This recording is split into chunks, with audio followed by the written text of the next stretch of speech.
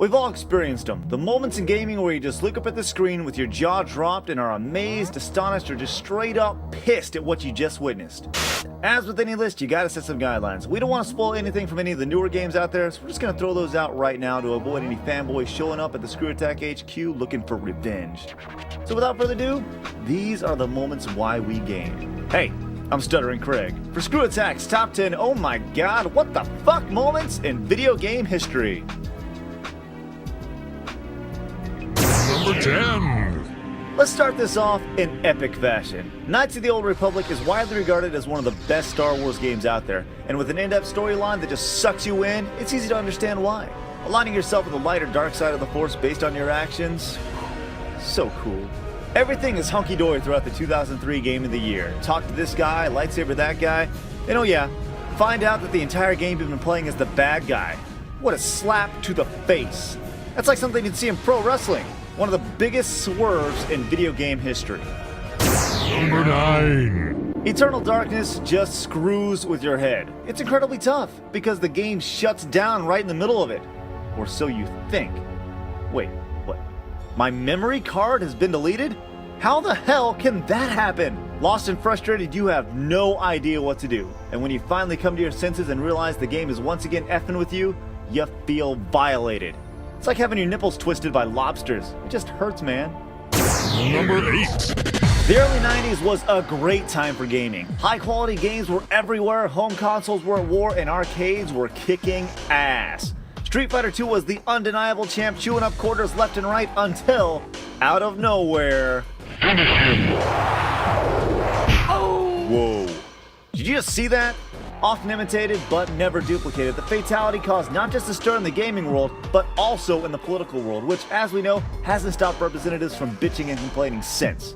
While the Mortal Kombat series has had to reinvent itself over the years to try to keep up with the slew of new fighting games, we found ourselves trying to invent ways to get out of the house and get into the arcades to see more of this mayhem. Number 7. The best sandbox games out there right now, the GTA series, is so great. You can literally play the game for hours upon hours and never actually get into the story. There's so much to see, so much to blow up, and so much to do. Oh yeah. Finding out those streetwalkers in Liberty City could be put to some good use by letting them bang you for cash was something that caused a lot of quote-unquote moral panic for a lot of parents who shouldn't let their kids play the game in the first place.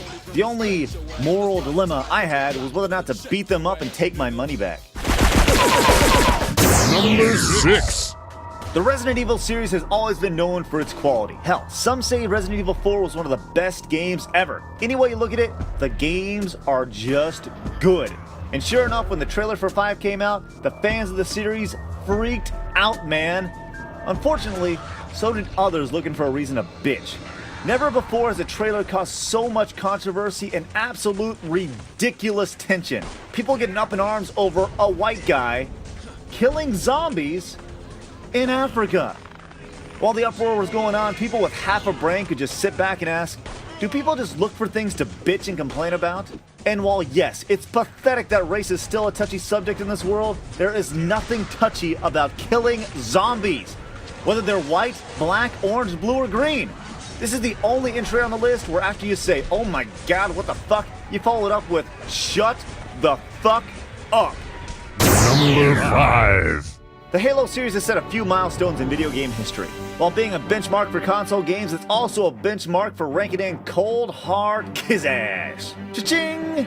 I'll give it to you, Microsoft. You guys know how to make some damn money, even when it pisses off your customers.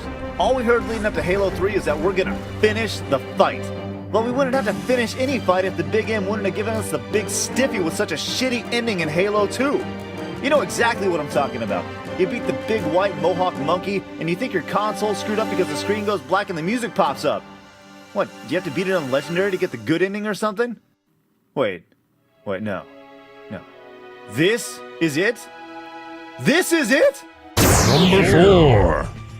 Do I need to describe what's going on here? You know exactly where I'm going.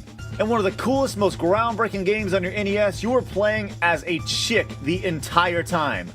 A hot, ice beam shooting lady in red spandex. Yeah. My NES weenie went nuts, and you know yours did too. Number 3.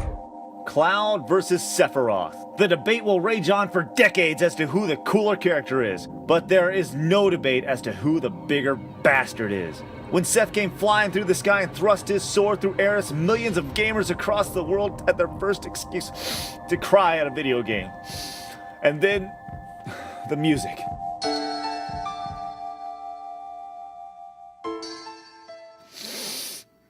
It's just so hard. How could you do that? One of the most touching moments in video game history.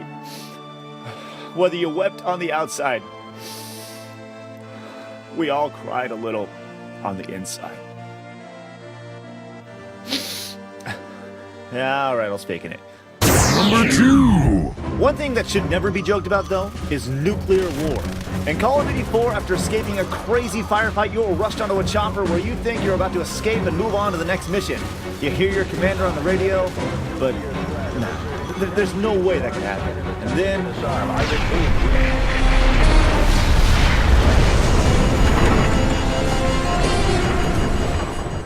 While it's a crazy moment in itself, it's only compounded when you take the controls of your U.S. soldier to survey the scenes of this nuclear wasteland and breathe the last few breaths of your soldier's life. One of the most surreal moments we've ever experienced. If you weren't shocked when this happened, you apparently have no soul. Wow.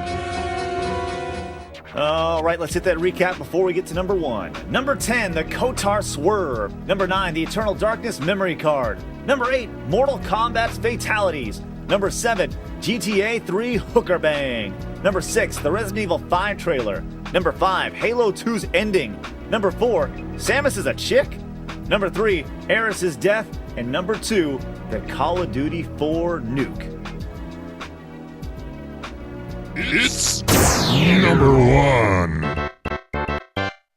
In an age where video games were still relatively new, controllers had a total of 2 buttons, and motor skills weren't quite what they are today, getting to the end of the level on Super Mario Bros. Was a big deal. Imagine yourself, 5, maybe 6 years old, playing through the game that you felt was absolutely impossible, spending hours upon hours trying to find the best way to get past those turtles, Goombas, and that piranha plant you know you just can't get past. And then, it happens. You defeat the evil Bowser and save the Mushroom Kingdom! Wait, what? Sorry, but our princess is in another castle. You're a kid who doesn't even know what bad words are, and you still manage to utter the queen mother of all naughtiness. It may not seem like anything now because we can breeze through Mario like it's nothing, but this might be the first time in gaming history that gamers were just straight up pissed at a video game. And that is why it's number 1. Fucking Toad. Hey, did you enjoy that video? You can click the links below to head over to screwatech.com for the latest episode.